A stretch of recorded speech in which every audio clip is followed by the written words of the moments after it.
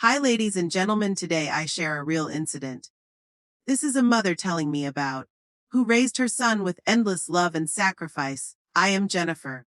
I heard that a mother tell me one evening. The restaurant glowed with golden light that evening. Soft music played, the clinking of glasses and laughter filling the air.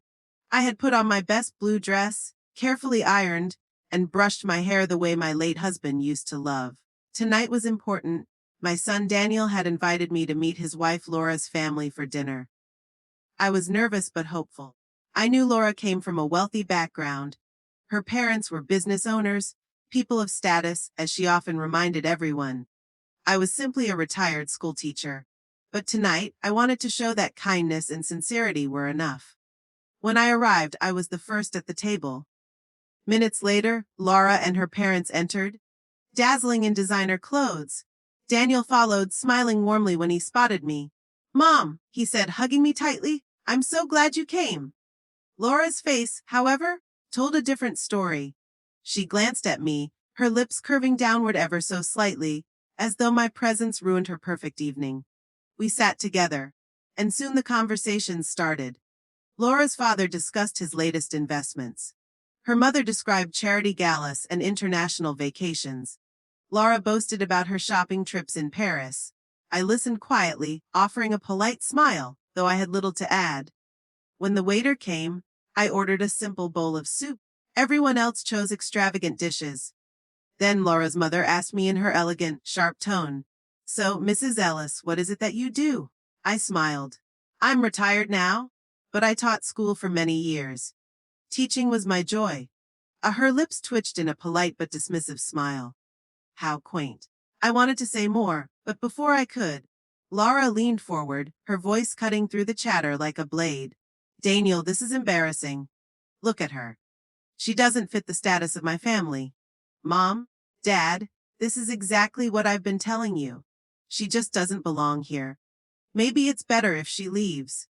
Her words were loud enough that the table next to us glanced over. My heart sank, my face burning with humiliation. I opened my mouth, then closed it again. Maybe it would be easier to quietly stand up and leave, sparing everyone the awkwardness. But then, Daniel's hand slammed against the table. His voice, usually calm, shook with anger. "Laura, that's enough." She blinked, startled. "What? I'm only saying the truth." Daniel stood, his voice steady but firm, echoing through the restaurant. "The truth. Let me tell you the truth. My mother worked 2 jobs after my father died. She sacrificed everything so I could go to school, so I could build the life I have today. She went hungry so I could eat. She wore old clothes so I could wear new ones. Without her, I wouldn't be standing here.